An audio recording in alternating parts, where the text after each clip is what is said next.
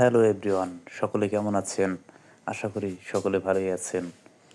এই হচ্ছে আমাদের ফরিদপুরের ভাইরাল সেই সুইচ গেট। বন্ধুরা, গত বর্ষার মৌসুমে এই সুইচ গেটটি কিন্তু সোশ্যাল মিডিয়ায় ভাইরাল হয়েছে। সেই সুইচ গেটটি আজ আমরা পরিদর্শন করতে এলাম। তো বন্ধুরা, দেখতে পাচ্ছেন এখন কিন্তু সেই আগের মতো আর পানি নেই। এখন পানিটা অনেক কমে গেছে।